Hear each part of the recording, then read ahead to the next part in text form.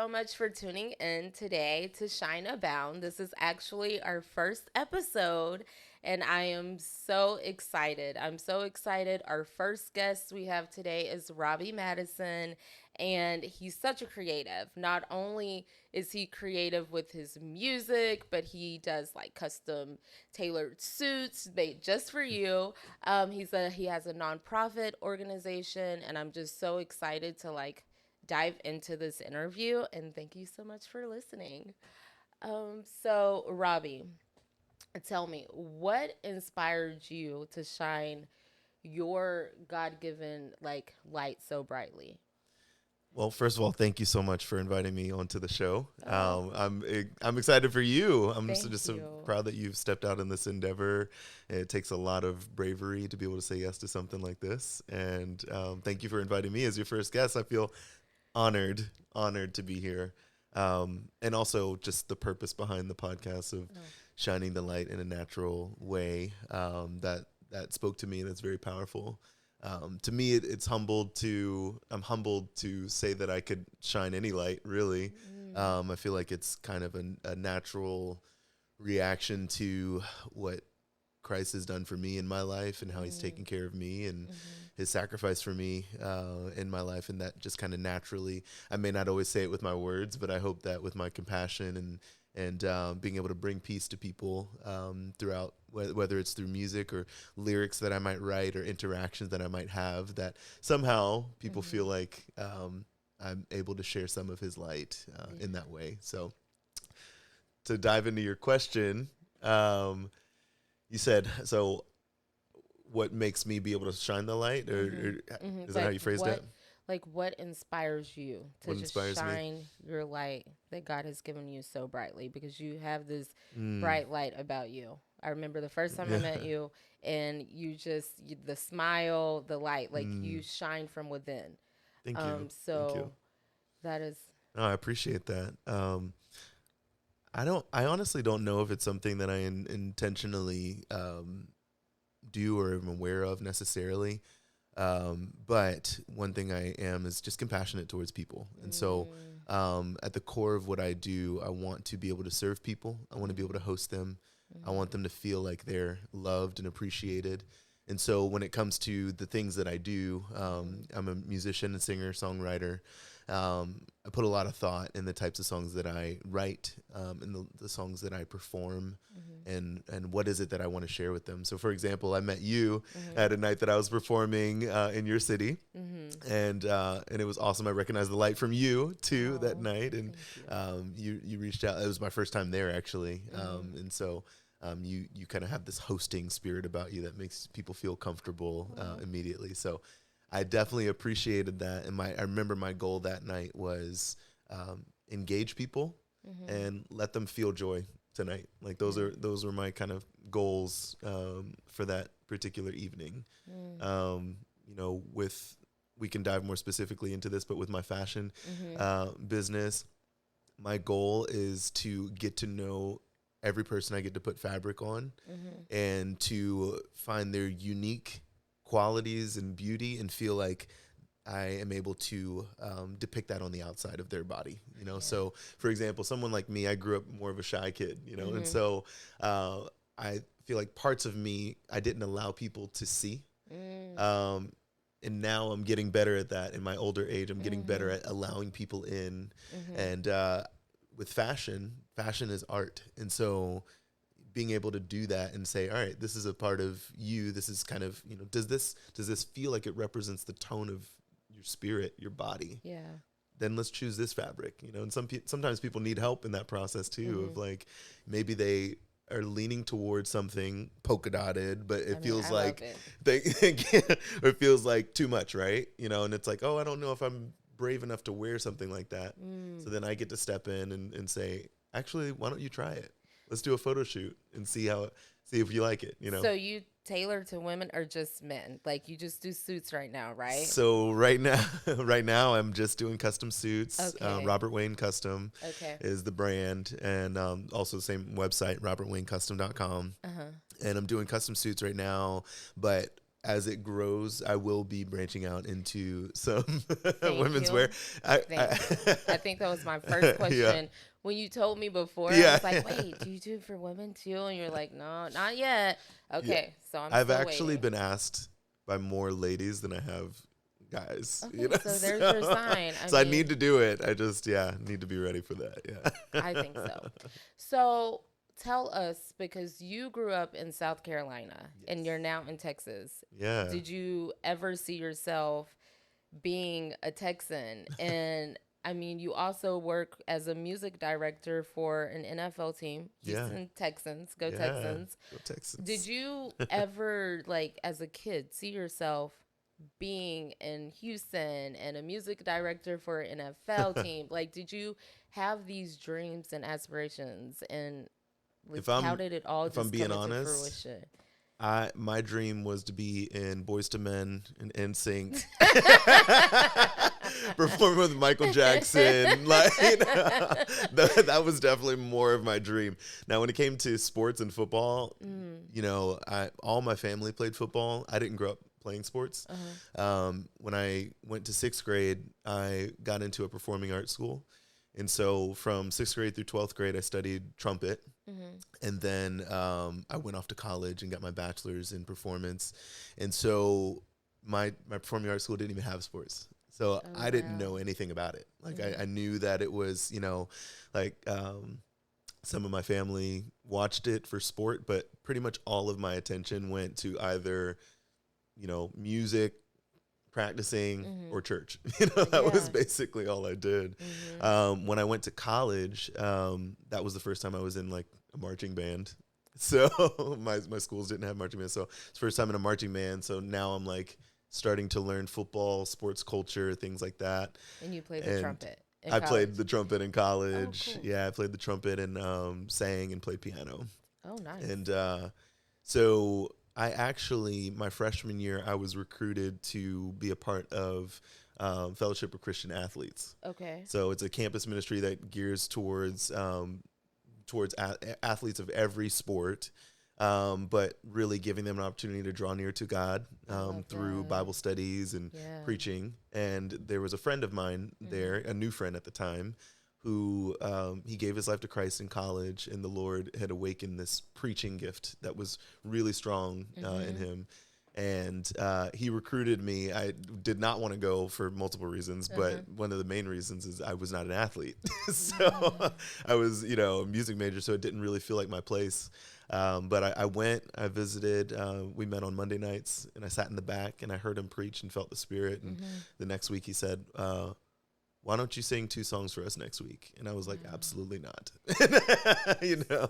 And that's powerful in Mm, itself, because sometimes we feel like we don't belong in a place, right? Or we mm-hmm. can't be who we are. Yeah, Even when you spoke about, like, oh, what are people going to think about this? Like, right. is it too bold or whatever? Yeah. But it's you. And when Mm-hmm. you got into that environment, look at the other doors Yeah. that God opened for you. Yeah. And, like, Yeah. so it's funny because sometimes we do that. Oh, yeah. All the Everyone does time. that. We're like, oh my gosh, what are we going to, Yeah. what if they think this? What if we think that? And that's not helping you, because you're not allowing your true, like, your voice Mm-hmm. is beautiful. Oh, Like, you thank have you. such a beautiful Thank you. voice, and that's a gift that God gave you. Yeah. So just like, and you were afraid to even use it in that environment. And I'm sure Yeah. that people told you before then, you knew that you had that gift, but you were still afraid to use it. That's what I was trying to say. You were still afraid to use I it. honestly don't know what I was feeling in the moment.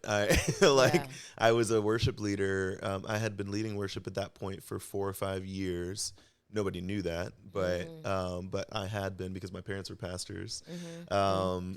And EKK. yeah, Yeah. PK. And so that particular person, I did. I ended up leading those 2 songs the next week. Really felt the Spirit moving in the room with the athletes. And he said, same time next week. And so it became a thing. We grew the campus ministry to, it was actually the largest campus ministry that school had seen. And years later, we just continued doing the same thing that we did almost 20 years ago. We started a nonprofit Yeah. that reaches out to athletes, and I do operations and music for him. and he worked for the Texans. You know, even before the Texans. I mean, I was with the Patriots for about 4.5 years Okay. before moving over here.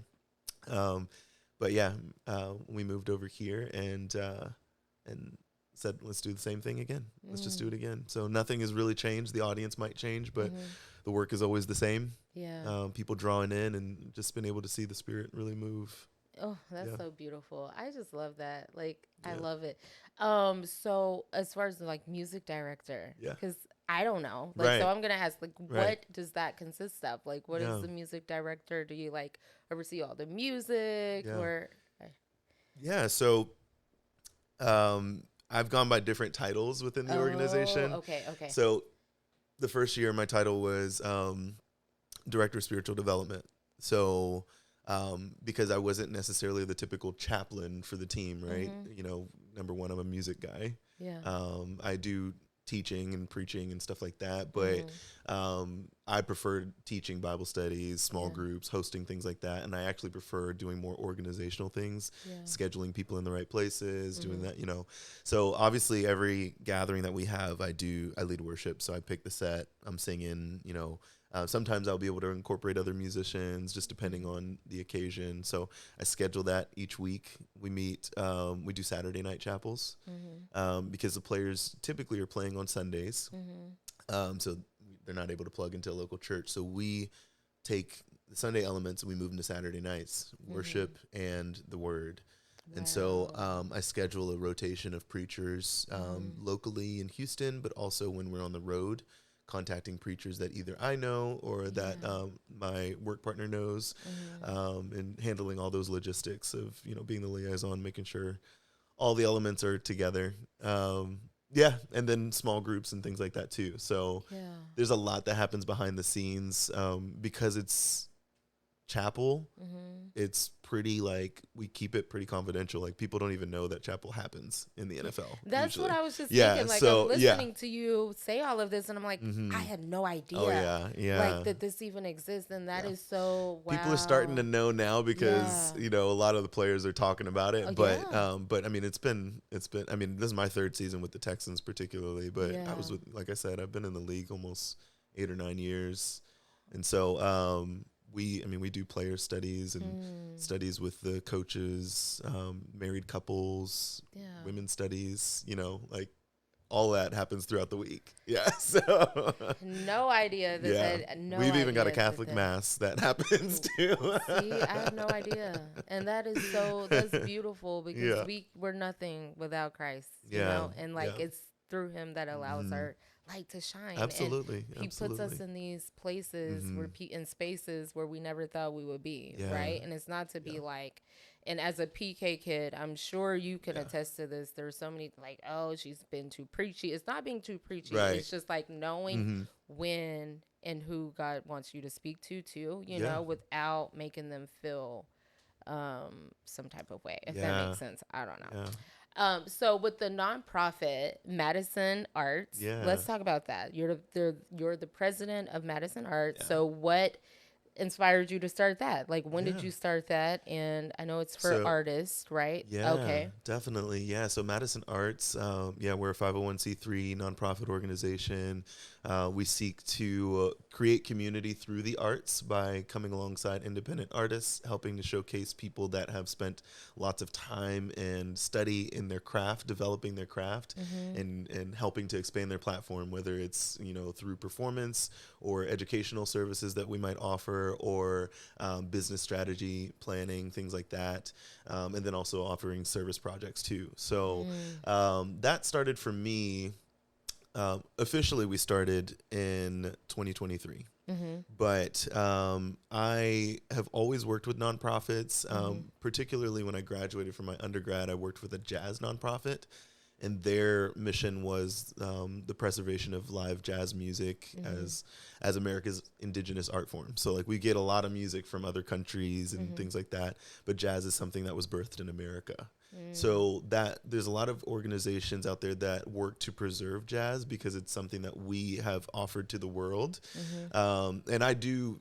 resonate with that mission, but also my life is more than that too, you know. Yeah. So like I'm a jazz artist, but I also do gospel music, contemporary music, pop, rock, classical, all of Yeah. that. Yeah. And I think, you know, kind of joking, but kind of not, is, you know, I grew up at the Performing Arts School, Charleston School of the Arts, where, you know, I leave the band room and there's ballet dancers here. And I go down the hall and there's like classical pianists here, jazz pianists here, there, Yeah. actors over here, strings majors over here, creative writers over here. And that was every day for 7 years, you know. So like everywhere you go is art. You know, at some point, I mean, our school was in an abandoned building. I think our band room was like an auto shop, and they just kind of flipped it, and they're like, how do we spruce up this space? And they're like, just let the kids paint on the walls, you know. And so like Well, the that's visual art. artists are just Yeah. like painting these beautiful murals all over the place. And, you know, so we got to live in the benefit of what art brings. And, you know, it wasn't about money. It wasn't about, you know, like fame or anything like that. It was just about existing in the gifting that the Lord has placed inside of you. And so in order to do that, you know, sometimes it is hard to create the business strategies around that to build a sustainable career. So that's the big part of the focus, is like it's celebrating, adding, showcasing the arts, shining a light on it, but also in a way that's sustainable. So we did an event last year that it was a tribute show to the music of Stevie Wonder, Ray Charles, and John Legend. Oh, nice. Three guys that kind of go together, that, you know, guys with pianos and soulful music. And then as an opener, we had a local jazz pianist in town. His name is Ben Clifton, and he's absolutely phenomenal. In Houston. Okay. Yeah, he's a pianist and an organist. Maybe you should have him on your show at some point. And he's also a math teacher, you know, Okay. you know, too. So, but he composes jazz compositions. So I had him open with 4 of his compositions, where he got a chance to share, hi, my name is Ben Clifton. This first piece that I wrote, I was doing, you know, I was in this state of my life, or this phase of my life, and composed this piece, you know, so this is maybe ways to listen to it. And then he'd play the piece with the band, and now the listeners are invited into a listening experience instead of just like casually listening to a jazz song on the radio. And now they have attached that now with the composer in a personal way. So everyone who was there that night is now a fan of Ben Clifton because of that intimate setting there. So we do things like that. We're going to release some educational series here pretty soon, and then other missional projects. Wow, you just said a mouthful. I know. Because especially as an artist too, right? Because there's so many artists that are listening, or I mean, who knows, they might be, or there's an artist that's listening and they want to know, like, how do I do this? Like, because they feel alone, or they feel like, so like with your organization, that's so helpful because you're helping someone that might be doing this journey by themselves, or that journey by themselves, like have a place and a space like to go to and do this. Yeah. Absolutely. Hopefully that makes sense. Yeah. Like, I mean, we're growing. We're pretty new. We've made I'm proud of the traction that we've made in less than a year. But we're growing in, you know, our resources, in our volunteer base, things that we're able to offer. We're finding venues, you know, we're always looking for those kinds of things, like places to host events. There's so many things on the docket, conferences that we want to do, trainings and workshops that we want to do, you know, but it'll happen in time, just depending on, you know, whatever is allotted to us. And that's all included in your nonprofit, like no cost. Right. It just depends on the situation. So obviously there's like some sort of there's a system, you know, where we're finding artists that fit exactly what we're doing. Like we're targeting artists that have the work ethic, you know, or have spent the time on, you know, so like you get a violinist that spent 15 years learning violin, and then now they're working in an accounting firm, you know, something like that, right? Okay. And so it's like, well, they just needed to figure out how to make that work. So we will do a lot of foundational classes and things like that for people who are just starting. But right now in phase 1, it's more about, you know, locating people who already have that special gift that they've worked up, and let's help them, but we do it in a very careful and strategic way to not overwhelm what we have, so that way we're constantly building good traction. So yeah, that's good. yeah, that's good. So, and especially with jazz, because that was the music. Now, yeah, I mean, like, no offense to anyone in the music, but I love it because it's so, like, we don't have that anymore. yeah, yeah, Like, yeah. bring jazz back, Yeah. right? It's become very niche, Okay. so it's like there are a lot of people that still listen to jazz, but it's not like the pop music of today as it used to be. Now you'll start to hear it kind of coming into the pop scene more with like fusion with pop, or somebody does a song with Robert Glasper, or you'll hear like a Herbie Hancock and Christina Aguilera do something together, or it almost feels like novelty, that kind of thing. But I'm hoping that you'll start to see more of a natural, authentic, organic merge of styles, kind of like the project that I'm releasing here soon. Like, Yes. So let's talk about that, because you're yeah, releasing that Autumn Leaves on yes, Valentine's, yes, on Valentine's Day. the perfect day. Yeah. So talk about that, because you wrote Autumn Leaves. You write all of your music, right?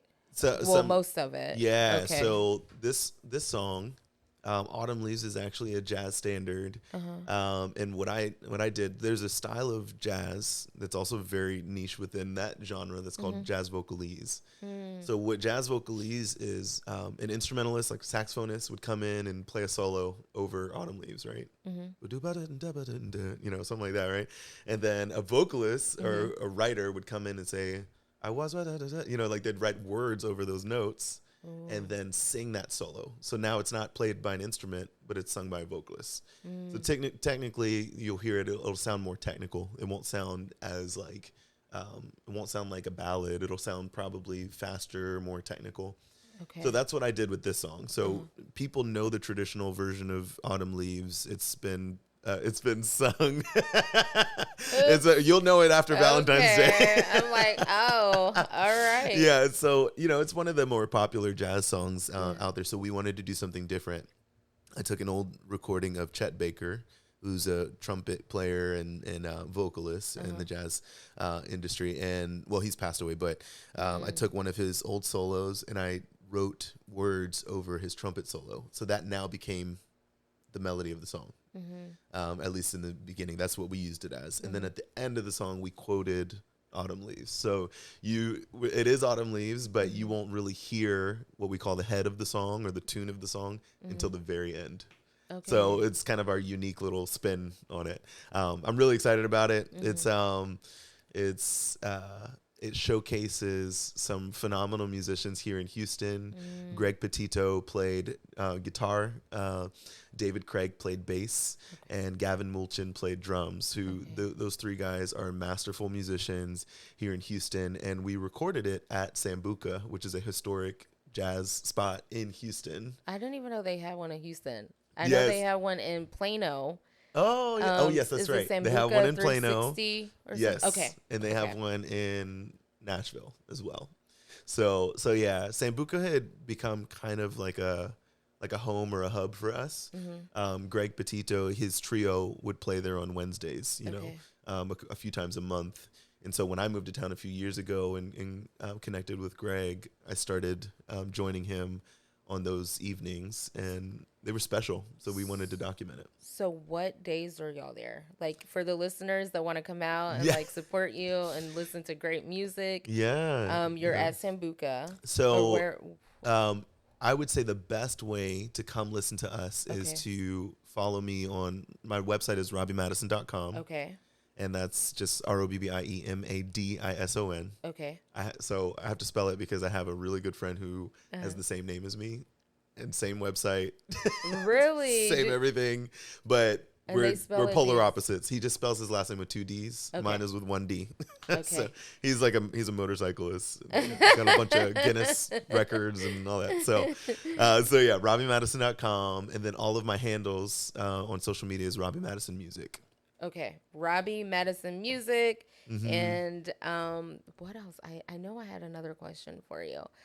Oh my gosh, this is Yeah. so good. Like I feel like I just had a whole entire like I just had a jazz lesson. I learned more about music. I thought I knew about music, but apparently not. And I'm gonna go do my research and No, homework that's on like great. autumn Yeah. leaves and so thank you Yeah. for sharing that with us. I do And want to add to so Autumn Leaves is a single, okay. but it's a part of a larger album. So Oh, okay, yeah. we have a record that's called Live at Sambuca Okay. that's releasing March 22nd. Okay. So that'll be on all the platforms, Live at Sambuca, Robbie Madison, and it'll have 6 different songs on it. A couple of them are pop songs that we've done in the jazz style. So we'll Oh. have Crazy by Gnarls Barkley. Okay. That will be on the album. That will release as a single as well Okay. before the album drops, and a song from the Black Pumas will be on there as well. So yeah, like kind of that merging jazz and pop, and Yeah. just letting it be what it wants to be.